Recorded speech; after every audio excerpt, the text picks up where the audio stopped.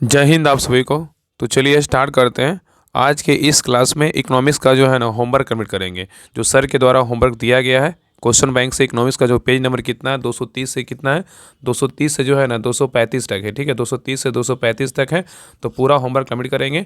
और इसके पहले भी जो है ना ज्ञान बिंदु क्वेश्चन बैंक का जो सर के द्वारा होमवर्क दिया गया था इसका हम कंप्लीट करवा चुके हैं। तो आगे भी जो है ना कंटिन्यू करवाते रहेंगे, क्योंकि बहुत लोग का मैसेज आता है कि जैसे सर इकोनॉमिक्स का होमवर्क दे रहे हैं और जो भी क्वेश्चन बैंक से होमवर्क दिया जाता है उसको जो है ना आप करवा दीजिए यूट्यूब पर। तो बिल्कुल करवाएंगे। और इसका जो है ना होमवर्क सीरीज जो सर के द्वारा जो होमवर्क दिया जाएगा जिसका हम डिस्कशन करवाएंगे यूट्यूब पर, उसका सारा जो है ना अलग से प्लेलिस्ट बना देंगे कि आपको खोजने में जो है ना आसानी होगा। हालांकि ये सब जो है ना हम करवा चुके हैं, पहले भी करवा चुके हैं, लेकिन फिर से दोबारा हम करवा देते हैं कि आप लोग को जो है ना फिर से आप लोग देख लीजिएगा। क्योंकि आप लोग का तो पुराना क्लास थोड़ा सा ये हो जाता है कि नहीं नहीं देखना है, उसको चेक करना भी नहीं है। लेकिन खैर कोई नहीं, हम शुरू से करवा देंगे। और कोशिश कीजिए ना इकोनॉमिक्स का क्लास करने के लिए, क्योंकि आपको पता है कि जब बिहार द्रोह एग्जाम दीजिएगा तो उसमें जो है ना इकोनॉमिक्स से आपको 5 से 6 क्वेश्चन आपको देखने को मिलता है। और पता है कि इकोनॉमिक्स जो है ना बहुत कम लोग बना पाते हैं। और आप अच्छे से पढ़िएगा, अच्छे से क्लास कीजिएगा, तभी आपका जो है ना इकोनॉमिक्स मजबूत हो पाएगा। कोशिश कीजिएगा तो बिल्कुल हो पाएगा।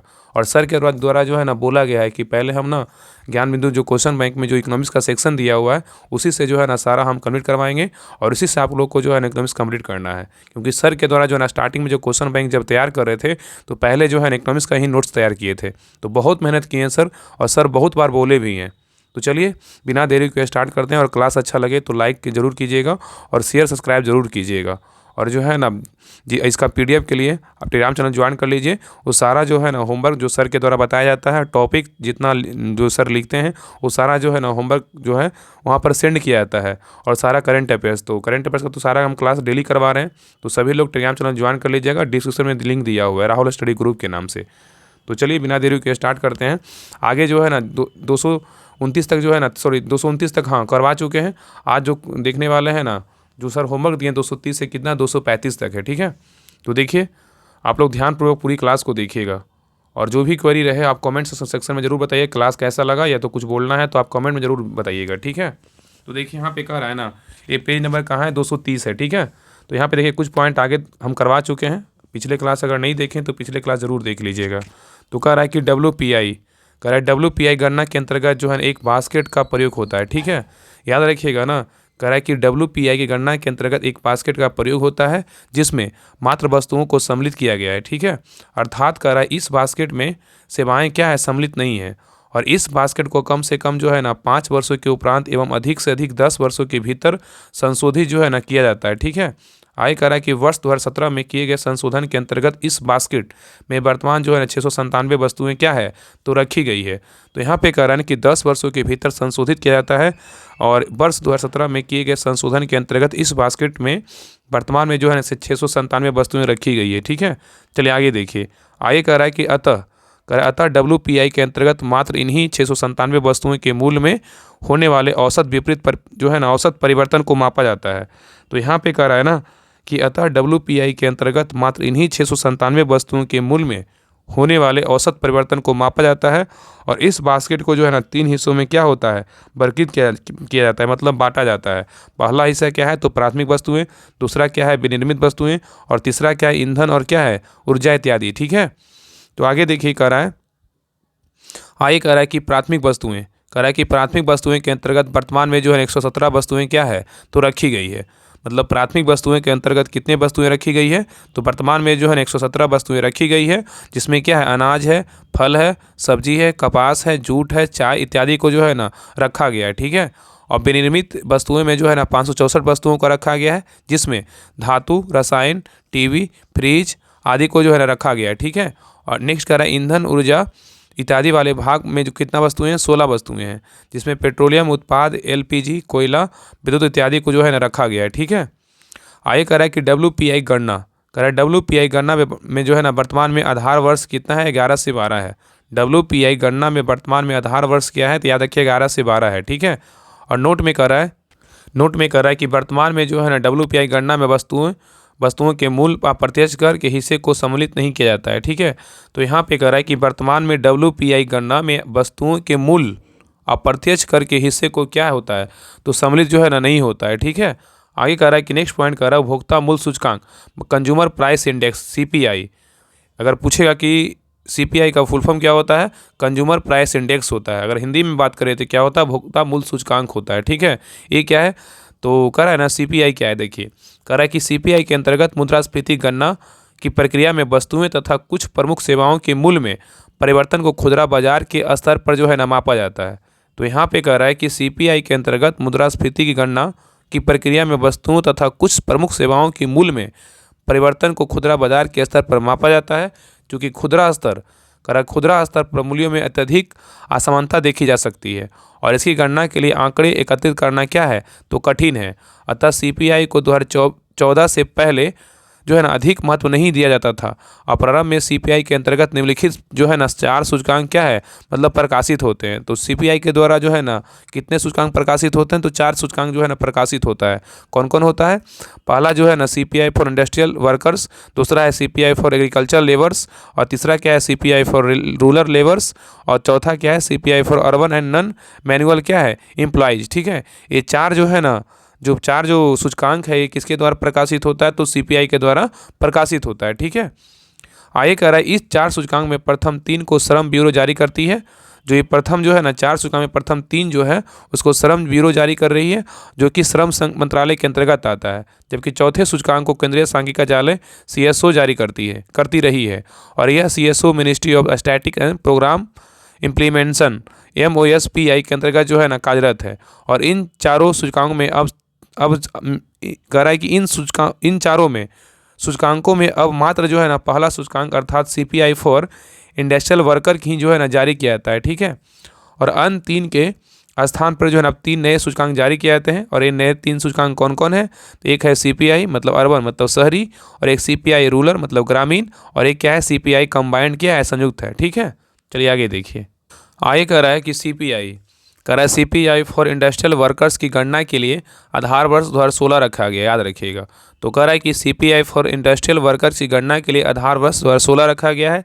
इसी आंकड़े के आधार पर जो है ना सरकारी कर्मचारियों का महंगाई भत्ता भी क्या होता है? तय होता है।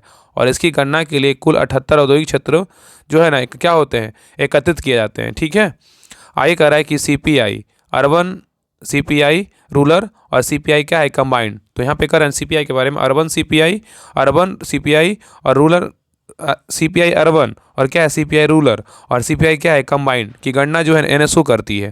तो यहाँ पे देखिए पॉइंट है, क्वेश्चन पूछ सकता है कि सीपीआई अर्बन, सीपीआई रूरल और सीपीआई कंबाइंड की गणना कौन करता है? तो एनएसओ करता है। ठीक है, और इसकी गणना के लिए एक बास्केट का प्रयोग होता है, और इनके आधार वर्ष क्या है? 2011-12 रखा गया है। और सीपीआई अर्बन के लिए आंकड़े जो है ना 310 शहरों से, सीपीआई रूरल के लिए आंकड़े 1181 गाँव से जो है ना एकत्रित किए जाते हैं। जबकि कंबाइंड इन दोनों का औसत है। और सीपीआई के लिए इस बास्केट का प्रयोग होता है, उसे 6 हिस्सों में जो है ना वर्गीकृत कर सकते हैं, मतलब बांट सकते हैं। ठीक है, तो पहला क्या है? तो खाद्यान्न एवं पेयजल है, दूसरा क्या है? पान सुपारी एवं तंबाकू है, तीसरा क्या है? तो आवास है, चौथा क्या है? बेल्डिंग वस्त्र जूते चप्पल है, और पांचवा क्या है? ईंधन एवं ऊर्जा है, और छठा बोलेगा तो दूरसंचार, परिवहन, चिकित्सा, शिक्षा और मनोरंजन इत्यादि। और इस बास्केट में सर्वाधिक भार जो है ना खाद्यान्न एवं पेय पदार्थ का होता है। ठीक है, आगे देखिए नोट में दिया हुआ है, कह रहा है कि वर्ष 2019 में प्रस्तावित national policy on official statics, कह रहा है कि वर्ष 2019 में प्रस्तावित national policy on official statics के अनुरूप NSSO एवं CSO को एकीकृत किया गया है। और इन दोनों संस्थान के स्थान पर जो है ना NSO नामक एकल इकाई का जो है ना गठन किया गया है। ठीक है, आगे देखिए नेक्स्ट टॉपिक क्या है? बेरोजगारी, अनएम्प्लॉयमेंट, इसके बारे में जानते हैं। तो कह रहा है बेरोजगारी क्या है? देखिए कह रहा है कि इसका जो समान परिचय है ना इसके बारे में जानते हैं। कह रहा है कि एक व्यक्ति को बेरोजगार तब माना जाता है जब वह प्रचलित मजदूरी की दर पर जो है ना काम करने के लिए तैयार तथा इच्छुक है। ठीक है, किंतु उसे काम नहीं मिलता है। और दूसरे शब्दों में बोले तो जब समाज में प्रचलित पारिश्रमिक पर भी काम करने के इच्छुक एवं सक्षम व्यक्तियों को कोई कार्य नहीं मिलता, तब ऐसे व्यक्तियों को जो है ना बेरोजगार तथा ऐसी समस्या को जो है ना बेरोजगारी की समस्या कहा जाता है। ठीक है, याद रखिएगा। तो यहाँ पे कह रहा है कि एक व्यक्ति को एक व्यक्ति को बेरोजगार तब माना जाता है जब वह प्रचलित मजदूरी की दर पर काम करने के लिए तैयार तथा इच्छुक है, किंतु उसे काम नहीं मिलता है। अगर दूसरे शब्दों में बात करें तो जब समाज में प्रचलित पारिश्रमिक पर भी काम करने के लिए इच्छुक एवं सक्षम व्यक्ति क्या कर रहा है? इच्छुक एवं सक्षम व्यक्ति को कोई कार्य नहीं मिलता है तब ऐसे व्यक्तियों को बेरोजगार तथा ऐसी समस्या को बेरोजगारी की समस्या कहा जाता है। समान रूप से जो है ना 15 से 59 वर्ष की आयु कह रहा है कि समान रूप से 15 से 59 वर्ष की आयु वर्ग के व्यक्तियों को आर्थिक रूप से सक्रिय अर्थात जो है ना कार्यशील माना जाता है। ठीक है, आगे कह रहा है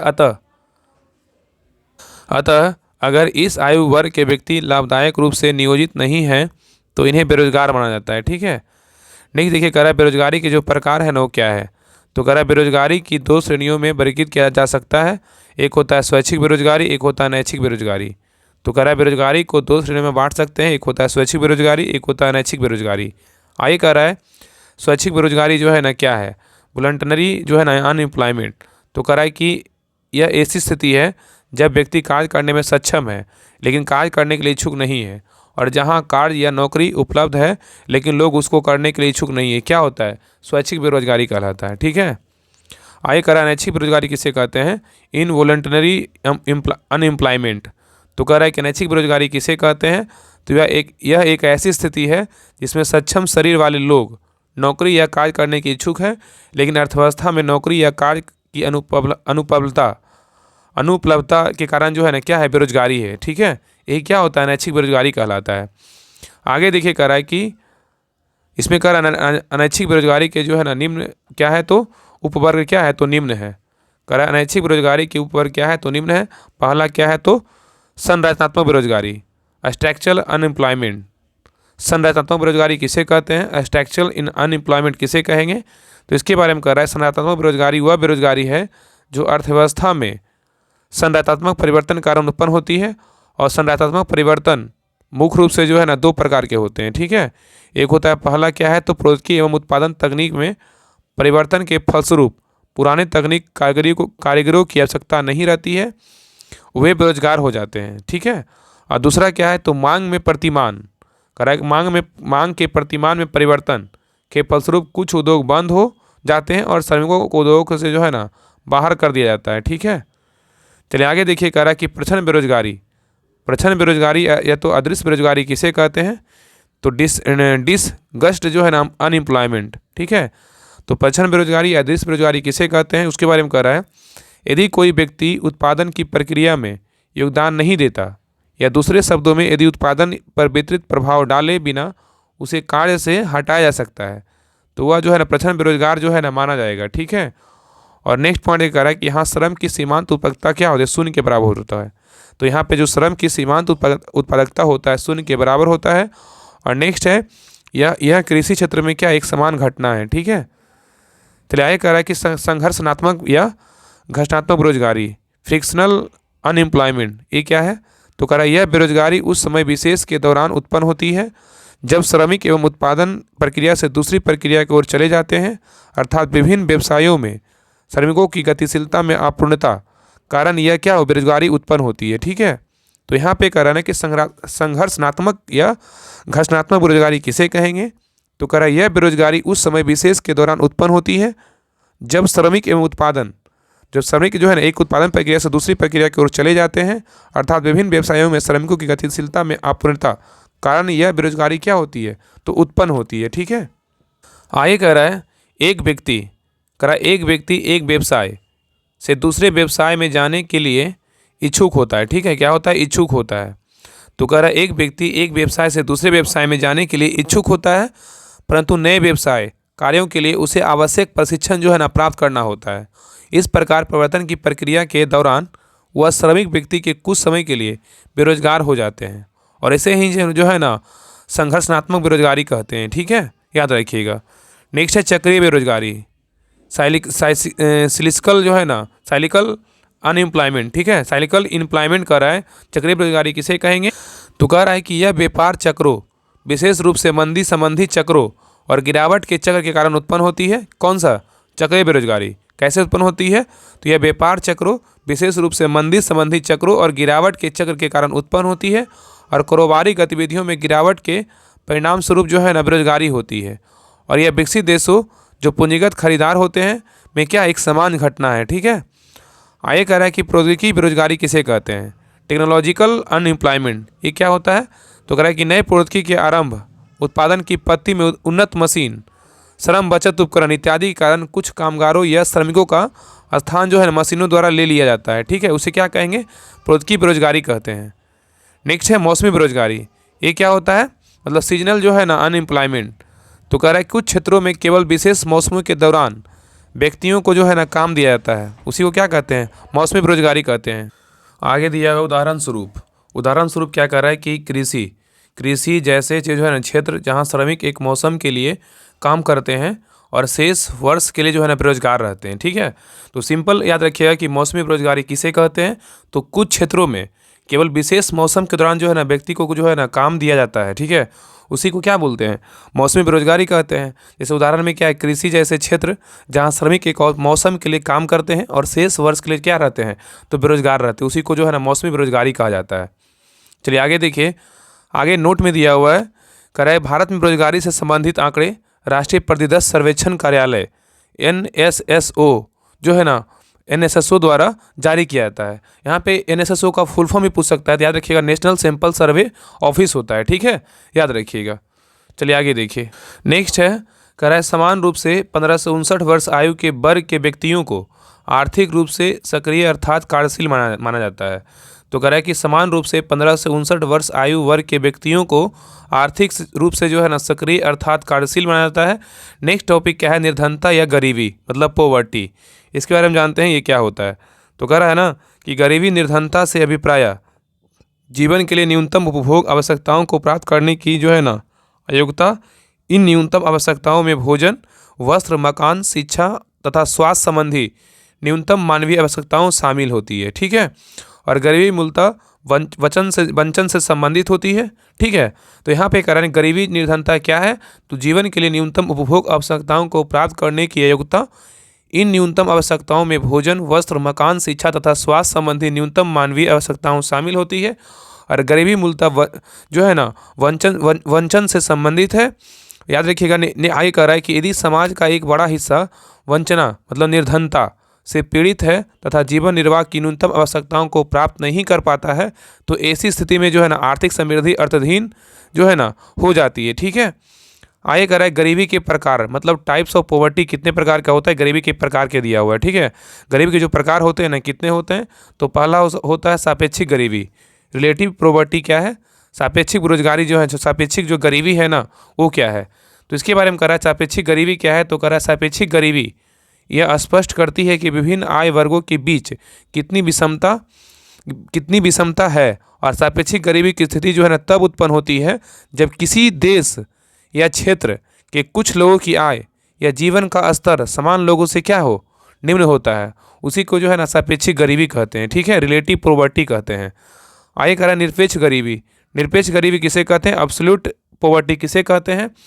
तो कह रहा है निरपेक्ष गरीबी की स्थिति में मनुष्य की बुनियादी आवश्यकताओं जैसे भोजन, सुरक्षित पेयजल, स्वच्छता सुविधाएं, स्वास्थ्य एवं शिक्षा इत्यादि का अभाव होता है, उसे जो है निरपेक्ष गरीबी कहते हैं। ठीक है, आगे देखिए नोट में दिया हुआ कि प्रति व्यक्ति अनुपात, निर्धनता व्यापकता अनुपात, हेड काउंट जो है ना रेशियो मतलब SCR, पॉवर्टी इंसिडेंस रेशियो। ठीक है, आगे कह रहा है यह निर्धनता रेखा के नीचे BPL जीवन यापन करने वाले लोगों की प्रतिशत जो है ना को प्रदर्शित करता है। और SCR अगर निकालना रहेगा, SCR निकालना रहेगा मतलब प्रति व्यक्ति अनुपात या निर्धनता व्यापक अनुपात निकालना रहेगा, तो क्या करेंगे? तो BPL लोगों की कुल संख्या बटा कुल जनसंख्या में क्या करेंगे? 100 से जो है ना गुना कर देंगे। ठीक है, याद रखिएगा, अगर SCR निकालना रहेगा तो BPL लोगों की कुल संख्या बटा कुल जनसंख्या और गुना क्या करेंगे? 100 करेंगे। ठीक है, चलिए आगे कर रहा है कि भारत में गरीबी मापन इसी विधि द्वारा जो है ना प्रयोग किया जाता है। ठीक है, नेक्स्ट टॉपिक है भारत में गरीबी मापने से संबंधित समितियाँ जो है ना committees relative to measuring poverty in India, मतलब भारत में गरीब मापने से संबंधित समितियां हैं ना कौन कौन है, इसके बारे में जानते हैं। तो कह रहा है कि भारत में गरीबों के निर्धारण हेतु राष्ट्रीय परिदर्श सर्वेक्षण कार्यालय NSSO एक मूल संस्था के रूप में कार्य करता है और भारत में गरीब मापने के लिए खर्च अथवा उपभोग विधि का प्रयोग किया जाता है। ठीक है, आगे देखिए पहला कह रहा है कि डॉक्टर वाई के अलग समिति, डॉक्टर वाई के अलग समिति के बारे में कह रहा है। इस समिति का गठन जो है ना वर्ष 1970 में योजना आयोग के द्वारा डॉक्टर वाई के अलग की अध्यक्षता में जो है ना की गई थी। तो पहला क्वेश्चन तो ये पूछेगा कि डॉक्टर वाई के अलग समिति का स्थापना कब हुआ था और किसके द्वारा किया गया था। तो याद रखिएगा, इस वाई के अलग समिति का जो स्थापना हुआ था 1977 में हुआ था और योजना आयोग द्वारा जो है ना डॉक्टर वाई के अलग की अध्यक्षता में जो है ना इसका स्थापना किया गया था, वाई के अलग समिति का, ठीक है। और जनवरी 1979 में अपनी रिपोर्ट प्रस्तुत की और इस समिति ने गरीबी के लिए कैलोरी के आधार पर जो निर्देशांक तैयार किया, ठीक है। तो ग्रामीण में कितना था, तो ग्रामीण क्षेत्र में जो है ना 2400 कैलोरी प्रति व्यक्ति प्रतिदिन था और शहरी में बोलेगा तो 2100 कैलोरी प्रति व्यक्ति प्रतिदिन था, ठीक है। नहीं देखिए दूसरा क्या है, लकड़वाला समिति, ये भी किससे संबंधित है, गरीबी से है।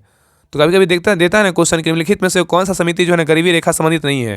तो ये भी याद रखिए कि डॉक्टर वाई की अलग समिति गरीबी से संबंधित है और लकड़वाला समिति का जो संबंध है वो गरीबी से ही है, ठीक है। तो कह रहा है लकड़वाला समिति के बारे में कह रहा है, इस समिति का गठन योजना आयोग द्वारा 1989 में प्रो डी लकड़वाला की अध्यक्षता में जो है ना की गई थी और इन्होंने जो है ना 1993 में अपनी रिपोर्ट प्रस्तुत की। तो पहला क्वेश्चन तो ये पूछेगा कि डॉक्टर वाई के अलग समिति का स्थापना कब हुआ था, तो 1970 में स्थापना हुआ था और लकड़वाला समिति का स्थापना कब हुआ, तो 1989 में स्थापना हुआ था और ये अपना प्रस्तुत जो है ना अपना जो रिपोर्ट प्रस्तुत किया 1993 में प्रस्तुत किया। और किसकी अध्यक्षता में जो है लकड़वाला समिति का स्थापना हुआ, तो डी लकड़वाला की अध्यक्षता में जो है ना लकड़वाला समिति का स्थापना किया गया था, ठीक है।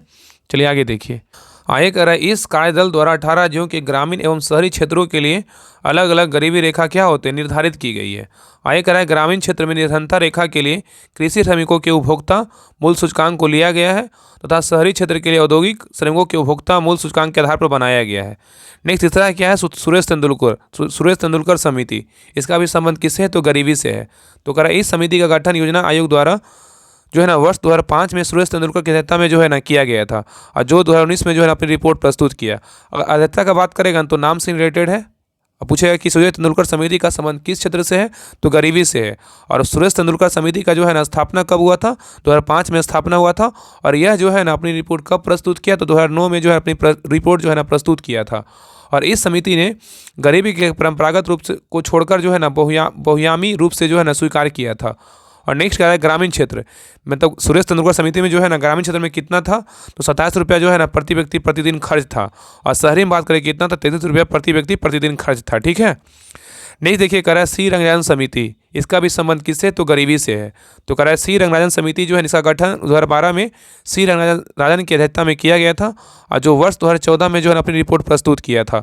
तो सी रंगराजन समिति का स्थापना कब हुआ था, 2012 में हुआ था और किसकी अध्यक्षता में हुआ था, तो सी रंगराजन की अध्यक्षता में किया गया था। और यह जो है ना सी रंगराजन समिति अपना रिपोर्ट कब प्रस्तुत किया था, 2014 में, मतलब 12 में इसका स्थापना हुआ और 14 में जो है ना अपना रिपोर्ट प्रस्तुत किया था, ठीक है। और इस समिति के आधार पर अखिल भारतीय स्तर पर ग्रामीण क्षेत्र के लिए जो है 972 रुपया और शहरी क्षेत्रों के लिए 1407 रुपया प्रति व्यक्ति मासिक उपभोग व्यय को गरीबी रेखा के रूप में जो है परिभाषित किया गया, ठीक है। आगे नेक्स्ट देखिए कौन सा समिति है, तो अरविंद पनगड़िया टास्क फोर्स, ये भी क्या है, तो गरीबी से संबंधित है। तो कह इस समिति का गठन नीति आयोग द्वारा मार्च 2015 में डॉक्टर अरविंद पनगड़िया की अध्यक्षता में जो है एक टास्क फोर्स गठन किया गया था और इसका प्रमुख कार्य भारत में निर्धनता के आकलन हेतु विधि का जो है ना सुझाव देना था। तो क्वेश्चन पूछेगा कि अरविंद पनगड़िया टास्क फोर्स का जो है ना गठन कब किया गया था, 2015 में किया गया था और किसकी अध्यक्षता में किया गया था, अरविंद पनगड़िया की अध्यक्षता में किया गया था। और यह जो है ना जो समिति है इसका जो काम था प्रमुख कार्य में निर्धनता के आकलन हेतु विधि का जो है ना सुझाव देना था, ठीक है। और अरविंद पनगड़िया टास्क फोर्स का जो संबंध है गरीबी से ही है, ठीक है, किससे है, तो गरीबी से ही है। आगे कह रहा है इस टास्क फोर्स मतलब एलिमिनेटिंग पॉवर्टी एंड मतलब creating jobs and strengthening social programmes मतलब नामक एक रिपोर्ट प्रस्तुत की गई जिसमें गरीबी से संबंधित निम्न 2 पहलुओं पर जो है ना चर्चा की गई। पहला जो पहलू है ना उसके बारे में कह रहा है कि भारत में गरीबी का निर्धारण अथवा मापन किस प्रकार या किस आधार पर किया जाना चाहिए, पहला है। और दूसरा में क्या है कि भारत में गरीबी उन्मूलन के लिए क्या क्या रणनीतियाँ एवं कार्य जो है ना कार्यक्रम बनाया जाना चाहिए। नोट में है कि भारत सरकार एवं नीति आयोग द्वारा इस रिपोर्ट पर अभी विचार नहीं किया गया है, ठीक है। नेक्स्ट टॉपिक क्या है, आय असमानता मापने की पत्तियाँ। आय असमानता मापने की जो पत्तियाँ हैं, मेथड एंड मेजर इनकम क्या है, इनक्वालिटी। तो आय असमानता मापने की जो पत्तियाँ हैं, method and measure income inequality, ठीक है, इसके बारे में जानते हैं। तो पहला पॉइंट कह रहा है आय असमानता के बारे में, कह रहा है कि सापेक्ष गरीबी की अवधारणा का प्रयोग किसी देश की आय असमानता के स्तर पर चिन्हित करने के लिए किया जाता है और यह गणितीय रूप से गिनी गुणांक और रेखा चित्र के रूप में जो है लॉरेंज वक्र के माध्यम से जो है ना मापी जाती है। नेक्स्ट है गिनी गुणांक। गिनी गुणांक मतलब गिनी कॉफिशिएंट क्या होता है, तो करा इसे इटली के सांख्यिकीविद जो है ना और समाजशास्त्री कोराडो गिनी ने 1912 में जो है ना विकसित किया था। तो गिनी गुणांक को जो है ना कौन विकसित किया था? तो इसे इटली के सांख्यिकीविद कौन थे? समाजशास्त्री कोराडो गिनी ने 1912 में विकसित किया। और यह किसी देश में आय असमानता की मात्रा को मापता है और यह वह अनुपात है जिसे विकर्ण या डायगोनल मतलब पूर्ण समानता की रेखा और लॉरेंज वक्र के बीच क्षेत्रफल को अर्ध वर्ग जिसमें वक्र स्थित होता है कि कुल क्षेत्रफल से विभाजित कर जो है ना प्राप्त किया जाता है। ठीक है, चलिए आगे देखिए। आगे कह रहा है गिनी गुणांक। गिनी गुणांक का मूल्य 0 से 1 के बीच होता है, याद रखिएगा। तो गिनी गुणांक का जो मूल्य होता है कितना कितना के बीच होता है? 0 और 1 के बीच होता है। और आगे कह रहा है शून्य पूर्ण समानता को दर्शाता है, अर्थात ऐसी परिस्थिति को प्रदर्शित करता है जिसमें प्रत्येक निवासी की समान आय है। आगे पॉइंट कर रहा है कि एक पूर्ण असमानता को दर्शाता है, एक जो है ना पूर्ण असमानता को दर्शाता है, मतलब 0 जो होता है ना समानता पूर्ण समानता को दर्शाता है और 1 जो होता है वो पूर्ण असमानता को दर्शाता है। अर्थात एक निवासी संपूर्ण आय को प्राप्त करता है और अन्य के पास जो है ना कोई आय नहीं है। ठीक है, दूसरा क्या है? लॉरेंज वक्र। लॉरेंज कर्व क्या है? तो कह रहा है यह एक वक्र है जो अर्जित आय के प्रतिशत और आय प्रतिशत को अर्जित करने वाले लोगों के प्रतिशत के बीच जो है ना संबंध को मापता है, उसी को जो है ना लॉरेंज वक्र कहते हैं। ठीक है, तो लॉरेंज वक्र क्या है? तो यह जो है ना एक वक्र है जो अर्जित आय के प्रतिशत और उस आय प्रतिशत को अर्जित करने वाले लोगों के प्रतिशत के बीच के जो है ना संबंध को मापता है। ठीक है, आगे कह रहा है यह गिनी गुणांक का रेखा चित्रीय प्रतिरूप है और दूसरे शब्दों में गिनी गुणांक को रेखा चित्रीय रूप में लॉरेंज वक्र के माध्यम से जो है ना प्रदर्शित किया जा सकता है। नेक्स्ट है संचयी जनसंख्या अंश 100%, मतलब अंश में जो है ना प्रतिशत में, प्रतिशत में कह रहा है कि संचयी जनसंख्या अंश मतलब प्रतिशत में, और एक्स अक्ष पर संचयी आय जो है ना अंश प्रतिशत को वाई अक्ष पर प्रदर्शित किया जाता है। ठीक है, देखिए नीचे फिगर दिया हुआ है, लॉरेंज वक्र जो है ना प्रदर्शित करता है। ठीक है, देखिए दिया हुआ है ना पूर्ण समानता रेखा। देखिए यहाँ पे क्या है? संचयी आय अंश है और क्या है यहाँ पे? देखिए लॉरेंज वक्र है। तो फिर को देख लीजिए। चलिए आगे बढ़ते हैं। तो ये क्या है? संचयी जनसंख्या अंश है। ठीक है, चलिए आगे देखते हैं, पॉइंट देखते हैं। कह रहा है पूर्ण समानता को 45 डिग्री के लिए एक सीधे वक्र द्वारा जो है ना प्रदर्शित किया जाता है। तो कह रहा है कि पूर्ण समानता को 45 डिग्री के लिए एक सीधे वक्र द्वारा प्रदर्शित किया जाता है और पूर्ण समानता रेखा के नीचे स्थित वह वक्र लॉरेंज वक्र को जो है ना प्रदर्शित करता है। और लॉरेंज वक्र पूर्ण समानता रेखा के जितना नज़दीक होगा आय असमानता का स्तर उतना क्या होगा? तो कम होगा, और जितना दूर होगा असमानता का स्तर क्या उतना अधिक होगा। तो यहाँ पे कह रहा है ना कि पूर्ण समानता को 45 डिग्री के लिए एक सीधे वक्र द्वारा प्रदर्शित किया जाता है और पूर्ण समानता रेखा के नीचे स्थित वक्र लॉरेंज वक्र को प्रदर्शित करता है। और लॉरेंज वक्र पूर्ण समानता रेखा के जितना नज़दीक होगा आय असमानता का स्तर उतना क्या होगा? तो कम होगा, और जितना दूर होगा असमानता का स्तर उतना क्या होगा? तो अधिक होगा। आगे कह रहा है ए जो है ना छायांकित क्षेत्रफल को दर्शाता है और ग्राफ के अनुसार बोल रहा है कि गिनी गुणांक बराबर क्या होगा? तो गिनी गुणांक अगर निकालना रहेगा तो क्या होगा? छायांकित क्षेत्रफल ए और बटा क्या होगा? BDC का क्षेत्रफल। ठीक है, आगे करें यदि ए बराबर ओ तो इसका अर्थ है कि लॉरेंज वक्र वास्तव में समानता की रेखा है और तब यह गिनी गुणांक बराबर 0 के साथ पूर्ण समानता को क्या करता? दर्शाता है। चलिए आगे देखिए। आगे कह रहा है, देखिए यहाँ पे जो है ना आंकड़ा दिया हुआ है जिसके बारे में देखते हैं। देखिए यहाँ पे आंकड़ा है, थोड़ा देख लीजिए अच्छे से। कह रहा है कि भारत में निर्धनता के विभिन्न अनुमान है। देखिए यहाँ पे समिति समूह का नाम दिया हुआ है, आंकड़ों का आधार वर्ष दिया हुआ है और निर्धनता का अनुमान दिया हुआ है। ठीक है, देखिए इसको देखते हैं। कह रहा है कि पहला क्या है? BM दांडेकर और नीलकांत रथ समिति, ये जो है ना 1971 में रिपोर्ट प्रस्तुत किया और आंकड़ों का जो आधार वर्ष है ना 1960 से 61 है। और इसका जो है ना BM दांडेकर और नीलकांत जो रथ समिति है ये अपना रिपोर्ट 1971 में प्रस्तुत किया था। तो इसका निर्धनता का अनुमान क्या है? तो ग्रामीण क्षेत्रों के लिए 40% और शहरी क्षेत्रों के लिए 50%। नेक्स्ट है वाई के अलग टास्क फोर्स 1970 में गठन हुआ था और 1979 में जो अपनी रिपोर्ट प्रस्तुत किया। वाई के अलग टास्क फोर्स, आंकड़ों का आधार वर्ष 1973 से 74 है, इसमें तो अनुमान कुछ नहीं है। आगे देखिए DT लकड़वाला समिति, इसका जो गठन हुआ था 1989 में हुआ था और ये अपना रिपोर्ट 1993 में जो है ना प्रस्तुत किया। इसका जो वर्ष है 1973 से 74 है और इसमें जो है निर्धनता का अनुमान बोलेगा तो 54.9 जो है अखिल भारतीय है। ठीक है, नेक्स्ट है सुरेश तेंदुलकर समिति, इसका गठन हुआ था 2005 में और ये रिपोर्ट प्रस्तुत किया 2009 में। इसका जो वर्ष है 2004 से 5 और इसमें निर्धनता का अनुमान बोलेगा 37.2% क्या है? अखिल भारतीय। ठीक है, आगे कह रहा है कि रंगराजन समिति, इसका जो स्थापना हुआ था 2012 में गठन हुआ था और रंगराजन समिति जो है अपना रिपोर्ट जो दिया 2014 में रिपोर्ट प्रस्तुत किया और रंगराजन समिति का जो वर्ष है 2011 से 12 है और इसमें निर्धनता का अनुमान पूछे कितना? 29.5 है। ठीक है, चलिए आगे देखिए। नेक्स्ट है मौद्रिक नीति। मॉनेटरी पॉलिसी जो है ना क्या होता है इसके बारे में जानते हैं। तो पहला पॉइंट कह रहा है कि मौद्रिक नीति, मॉनेटरी पॉलिसी क्या है, तो कह रहा है वह नीति मुद्रा की आपूर्ति मतलब मनी सप्लाई को नियंत्रित करती है और उसे मौद्रिक नीति कहा जाता है। ठीक है, तो मौद्रिक नीति किसे कहेंगे, तो वह नीति मुद्रा की आपूर्ति मतलब मनी सप्लाई को नियंत्रित करती है, उसे मौद्रिक नीति कहा जाता है। और उसे मौद्रिक नीति कहा जाता है मुद्रा आपूर्ति के माध्यम से यह नीति मांग को नियंत्रित करती है और यह वर्ष भर में जो है ना 6 बार आता है। मौद्रिक नीति जो होता है वर्ष में 6 बार आता है और यह द्विमासिक होता है। मौद्रिक नीति के प्रकार जो है ना इसके बारे में देखिए दिया हुआ है।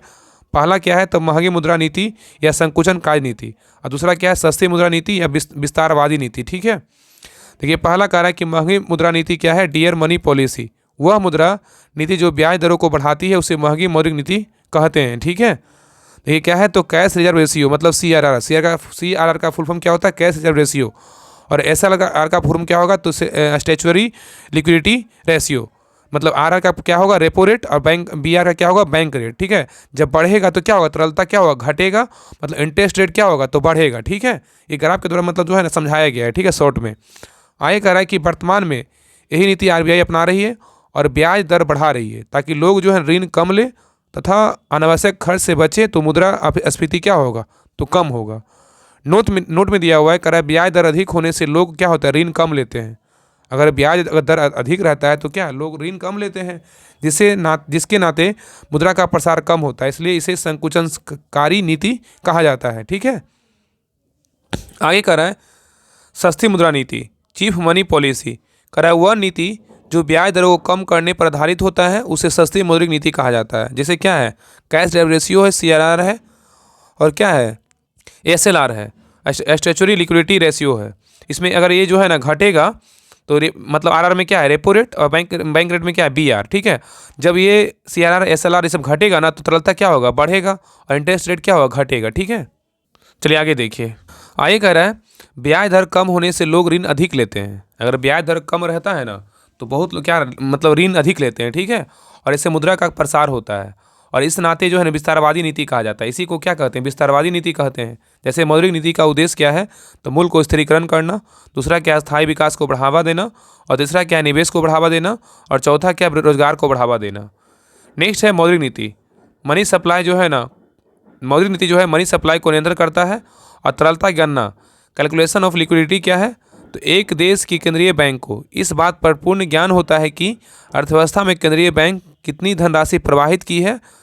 उसे यह भी ज्ञात रहता है कि अर्थव्यवस्था में कितने सिक्के प्रचलन में हैं, परंतु अर्थव्यवस्था में कितनी धनराशियाँ कहाँ हैं, इसकी गणना निम्नलिखित तरीके से की जाती है। ठीक है, जैसे देखिए क्या है, MO, इसमें क्या है, तो कह रहा है आम लोगों के पास उपस्थित करेंसी नोट एवं सिक्के प्लस RBI के उपस्थित अन्य भंडार। ठीक है, M1 का क्या है, M1 क्या है, डैश MO प्लस बैंकों के पास उपस्थित मांग जमा, M2 डैश क्या है, M1 प्लस पोस्ट ऑफिस के बचत खाते में उपस्थित जमा राशि, M3 क्या है, तो M1 बैंकों के पास उपस्थित समयावधि जमा राशि, M4 क्या है, तो M3 प्लस पोस्ट ऑफिस जमा हर एक किस्त की जो है किस्म की जमा राशि। ठीक है, इसी में क्या है, राष्ट्रीय बचत पत्र और कृषि विकास को छोड़कर।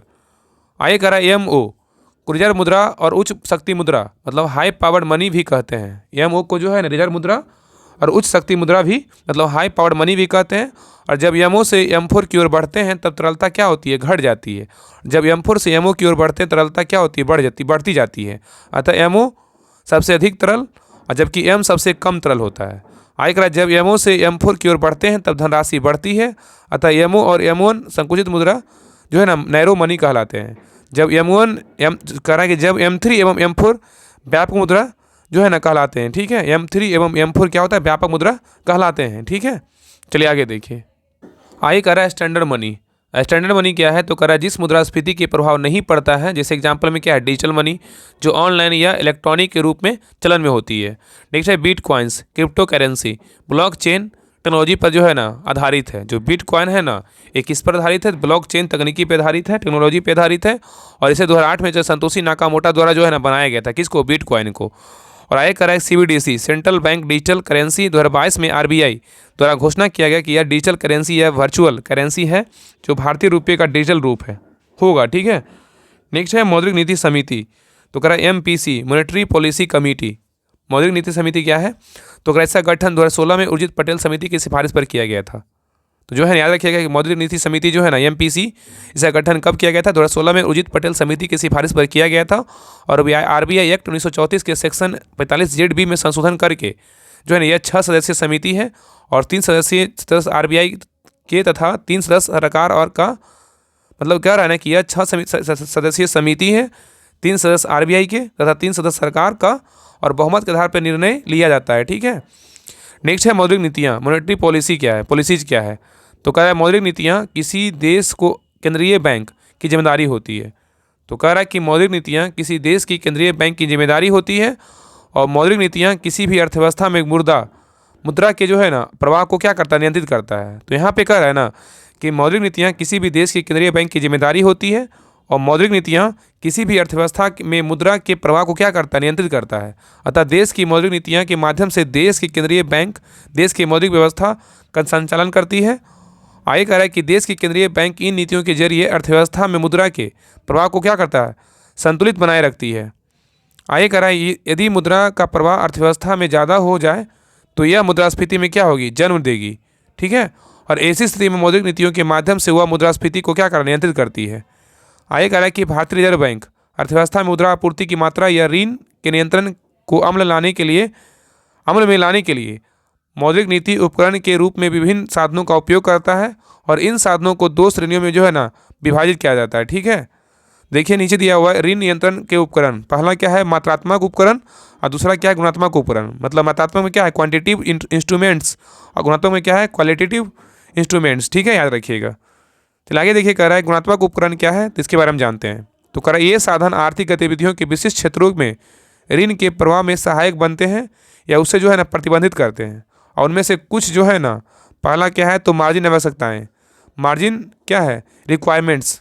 ये क्या है? तो कह रहा है यह ऋण राशि के उस भाग को संदर्भित करती है जिसे बैंक से उधार नहीं लिया जा सकता है और यह ऋण के लिए प्रदान की जाने वाली प्रतिभूतियों के मूल्य और दिए गए ऋणों के मूल्य के बीच का अंतर होता है। और भारतीय रिजर्व बैंक द्वारा मुद्रा आपूर्ति को कम करने के लिए मार्जिन की जो है आवश्यकता में वृद्धि की जाती है, अन्यथा इसके विपरीत क्या होता है? किया जाता है। ठीक है। नेक्स्ट दूसरा क्या है? तो ऋण नियतन, मतलब रेटनिंग ऑफ क्रेडिट। ऋण नियतन क्या है? तो यह ऋण की अधिकतम मात्रा जो है ना, कह रहा है कि ऋण नियतन क्या है? तो यह ऋण की अधिकतम मात्रा मतलब क्रेडिट सीलिंग्स को संदर्भित करती है जिसे भारतीय रिजर्व बैंक द्वारा क्या होता है? नियंत्रित किया जा रहा है। ठीक है, याद रखिएगा। चलिए आगे देखिए। आगे कह रहा है कि तीसरा क्या है? नैतिक प्रत्यायन। नैतिक प्रत्यायन क्या है? तो कह रहा है मोरल क्या है? सुसेशन। ठीक है। तो कह रहा है ना, कह रहा है कि नैतिक प्रत्यायन क्या है? तो कह रहा है कि भारतीय रिजर्व बैंक बैंकों से अर्थव्यवस्था में मुद्रा आपूर्ति के निश्चित स्तर को बनाए रखने के लिए समझाकर या दबाव के माध्यम से नीति और निर्देशों का पालन करवाया जाता है। ठीक है। और नेक्स्ट है उपभोक्ता का ऋण विनिमय, कंज्यूमर क्रेडिट रेगुलेशन। भारतीय रिजर्व बैंक देय होते ही तत्काल अदायगी, डाउन पेमेंट्स तथा वस्तुओं की खरीद के लिए किस्त ऋण की अधिकतम परिपक्वता के संबंध में बैंकों को मौखिक लिखित दिशा निर्देश जारी करती है। नेक्स्ट है मात्रात्मक उपकरण क्या है? क्वांटिटिव जो है ना इंस्ट्रूमेंट्स। तो कह रहा है पहला क्या है? बैंक दर या ब्याज दर है जिस पर भारतीय रिजर्व बैंक अनुसूचित वाणिज्य बैंकों को बिना किसी अनुमोदित प्रतिभूतियों, treasury bill, cash management bill, दिनांकित प्रतिभूतियों के दीर्घकालिक ऋण प्रदान करती है। नेक्स्ट कह रहा है वर्तमान में बैंक दर जो है ना 6.75% है। और दूसरा क्या है? Repo rate. कह रहा है यह वह ब्याज दर है जिस पर भारतीय रिजर्व बैंक अनुसूचित वाणिज्य बैंक को अनुमोदित प्रतिभूतियों के विरुद्ध अल्पकालिक ऋण प्रदान करता है। ठीक है, यही क्या कहलाता है? रेपो रेट कहलाता है। अब वर्तमान में रेपो रेट दर जो है ना 6.50% है। आगे कह रहा है reverse repo rate. Reverse repo rate RR मतलब RRR। रिवर्स रेपो रेट क्या होता है? तो कह रहा है यह वह दर है जिस पर भारतीय रिजर्व बैंक देश की वाणिज्यिक बैंकों से निधियों या उधार लेता है। दूसरे शब्दों में यह वह दर है जिस पर भारत में स्थित वाणिज्य बैंक अपनी अधिशेष मुद्रा को थोड़े समय के लिए भारतीय रिजर्व बैंक के पास जो है जमा करते हैं, उसी को क्या करते हैं? रिवर्स रेपो रेट कहते हैं। और वर्तमान में रिवर्स रेपो रेट कितना है? तो 3.35% है। नेक्स्ट है नगद आरक्षी अनुपात, कैश रिजर्व रेशियो। तो कह रहा है यह बैंक के कुल जमा राशि का वह हिस्सा है जिसे बैंक अनिवार्य रूप से जो है ना नगद में RBI के पास रखती है। और नगद आरक्षित अनुपात वर्तमान में जो है ना यह बैंकों के कुल जमा राशि का कितना है? 4.5% है। नेक्स्ट कह रहा है कि CRR के रूप में रखी गई धनराशि पर RBI बैंकों को कोई ब्याज अदा नहीं करती है और इस पैसे का प्रयोग ना तो बैंक करती है और ना ही आरबीआई कर सकती है, और यह धनराशि सीआरआर के रूप में अर्थव्यवस्था के जो है ना बाहर चली जाती है। ठीक है। आय कर यदि अर्थव्यवस्था में तरलता ज़्यादा हो जिससे मुद्रास्फीति उत्पन्न होने लगे तो आरबीआई सीआरआर को बढ़ाकर अतिरिक्त तरलता को सोख लेती है, जिससे मांग की में क्या होती है, कमी आती है। यदि अर्थव्यवस्था में मांग कम हो तब सीआरआर को कम कर आरबीआई बैंकिंग व्यवस्था में अतिरिक्त धनराशि प्रवाहित करती है, और सीआरआर की गणना जो है ना हर 14 दिनों पर होती है। सीआरआर की गणना जो कितने दिनों पर बार बार होती है, तो हर 14 दिन पर जो है ना सीआरआर की गणना होती है। ठीक है। आगे देखिए 5वां पॉइंट करा सांविधिक तरलता अनुपात, स्टैट्यूटरी लिक्विडिटी रेशियो। सांविधिक तरलता अनुपात क्या है, तो करा यह एक बैंक की कुल जमा राशि का वह हिस्सा है जिसे बैंक अनिवार्य रूप से अपने पास रखती है, और इसका प्रयोग बैंक उपभोक्ता को ऋण देने के लिए उद्देश्य से जो है नहीं कर सकती है। और वर्तमान में यह एक बैंक की कुल धनराशि बोलेगा तो कितना है, 18% है। नेक्स्ट है प्रारंभ में एसएलआर की दर पर परिसीमन लागू होते थे। कह रहा है कि प्रारंभ में एसएलआर की दर पर परिसीमन लागू होते थे, और आयकर आरबीआई एसएलआर को 40% से ऊपर तथा 25% से नीचे नहीं ला सकती थी, परंतु आरबीआई संशोधन अधिनियम 2006 के माध्यम से निचला परिसीमन हटाया गया और ऊपरी परिसीमन आज भी क्या है, तो लागू है। ठीक है। चलिए आगे देखिए। आगे कह रहा है कि एक बैंक एसएलआर को सोना, नगद एवं सरकारी प्रतिभूतियों के रूप में रख सकती है। चूँकि नगद में रखा हुआ पैसा बैंक को किसी भी प्रकार से लाभ नहीं पहुंचाती, इसलिए बैंक एसएलआर कम हिस्सा ही इस प्रारूप में रखती है। यदि एसएलआर सोना के रूप में रखा जाए तो इसमें भी जोखिम ज़्यादा होता है, अतः एसएलआर के रूप में सबसे अधिक जो है ना वरीयता सरकारी प्रतिभूतियों को दी जाती है। नेक्स्ट है खुला बाजार संचालन, ओपन मार्केट ऑपरेशन। तो कह रहा है खुला बाजार संचालन क्या होता है, तो कह रहा है यह प्रक्रिया आरबीआई द्वारा सरकारी प्रतिभूतियों के बेचे जाने एवं खरीदे जाने की व्यवस्था को संबोधित करती है। कौन, खुला बाजार संचालन। इसके अंतर्गत बिल तथा बॉन्ड दोनों ही रूपों में क्या आरबीआई सरकारी प्रतिभूतियों, बैंकों तथा वित्तीय संस्थानों को क्या करती है, बेचती है। यदि आरबीआई जो है ना विस्तारवादी आर्थिक नीति को अपनाती है तो यह ज़्यादा प्रतिभूतियों खरीदेगी और बैंकिंग व्यवस्था में मुद्रा के प्रवाह को तय करेगी। नेक्स्ट है यदि आरबीआई संकुचन की आर्थिक नीति को अपनाती है तो ज़्यादा प्रतिभूतियां बैंकों को बेचेगी और बैंकिंग व्यवस्था से क्या अतिरिक्त तरलता सोख लेगी। ठीक है। आगे कह रहा है कि तरलता या चल निधि समायोजन सुविधा, ये क्या होता है, लिक्विडिटी एडजस्टमेंट फैसिलिटी, मतलब LAF।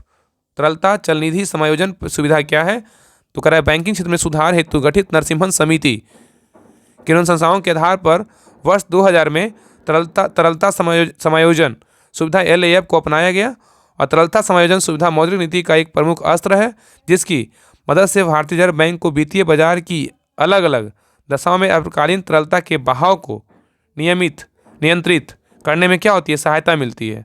और तरलता समायोजन सुविधा की मदद से रिजर्व बैंक दैनिक आधार पर बाजार तरलता प्रबंधन करने में सफल होता है तथा बाजार को ब्याज दर संकेत देने में सक्षम होता है। और तरलता समायोजन सुविधा के द्वारा बैंकों को पुनर्किए समझौते के द्वारा जो है ना ऋण लेने एवं देने की सुविधा क्या करती है, प्रदान की जाती है। नेक्स्ट है तरलता समायोजन सुविधा का कार्य रेपो दर तथा रिवर्स रेपो दर के माध्यम से होता है।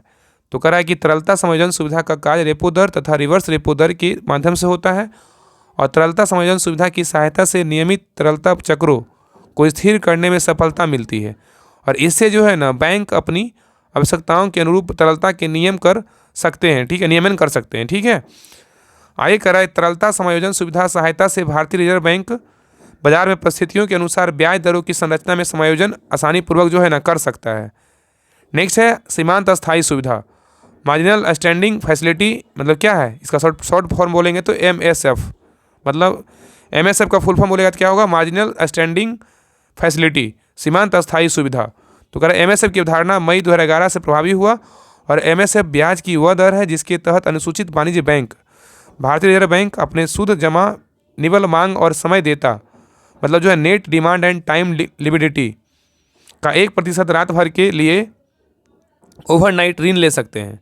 और भारतीय रिजर्व बैंक ने सीमांत अस्थायी सुविधा की शुरुआत संपत्तियों तथा दायित्वों के बीच होने वाले अल्पकालीन असमंजस को प्रभावी रूप से जो है नियंत्रित करने, वित्तीय प्रणाली में मौद्रिक व्यवहारों के संचालन तथा अंतः जो है ना बैंक दरों में एक दिन के भीतर होने वाले उतार चढ़ाव को रोकने के लिए है।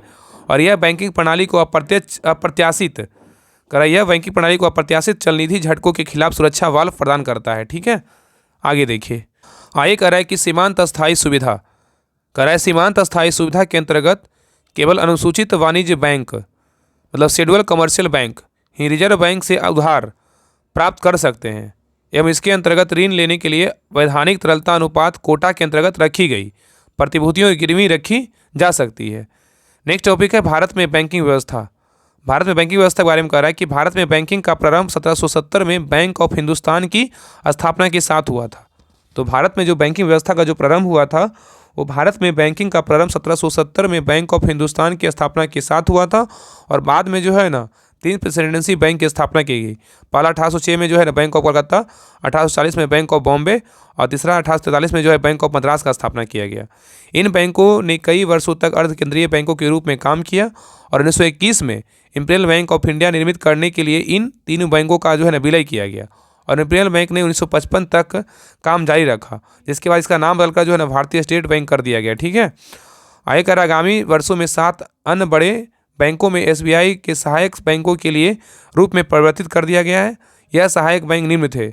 पहला क्या है, state bank of Mysore, state bank of Travancore, state bank of Patiala, state bank of Bikaner and Jaipur, state bank of Hyderabad, state bank of क्या हो सौराष्ट्र, स्टेट बैंक ऑफ क्या होगा सौराष्ट्र, स्टेट बैंक ऑफ क्या होगा इंदौर होगा। ठीक है, इन 7 सहायक बैंकों में से स्टेट बैंक सौराष्ट्र का विलय 2008 में जो एसबीआई के साथ कर दिया गया और स्टेट बैंक ऑफ इंदौर का विलय 2010 में एसबीआई के साथ किया गया। मतलब स्टेट बैंक सौराष्ट्र का जो विलय 2008 में एसबीआई के साथ किया गया और स्टेट बैंक ऑफ इंदौर का विलय 2010 में एसबीआई के साथ किया गया और 1 अप्रैल 2017 को बचे हुए 5 सहायक बैंकों का विलय एसबीआई में जो है ना कर दिया गया।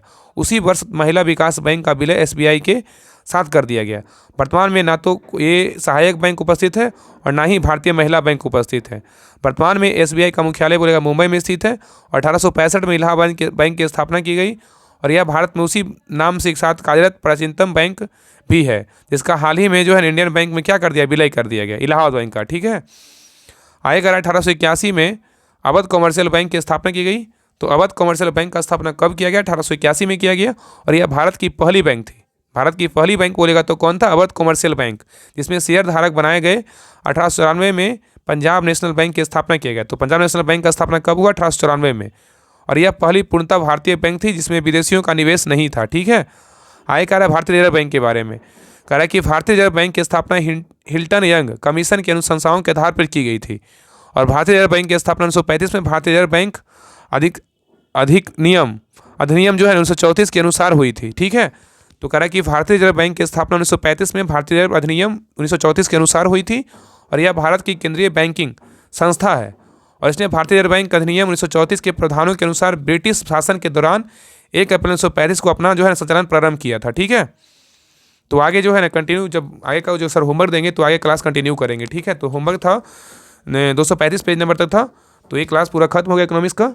आप लोग जो है ना क्लास कैसा लगा आप लोग कमेंट सेक्शन में जरूर बताइएगा और क्लास को जो है लाइक शेयर सब्सक्राइब जरूर कीजिएगा और इसका पीडीएफ के लिए जो है ना आप लोग टेलीग्राम चैनल ज्वाइन कर लीजिए।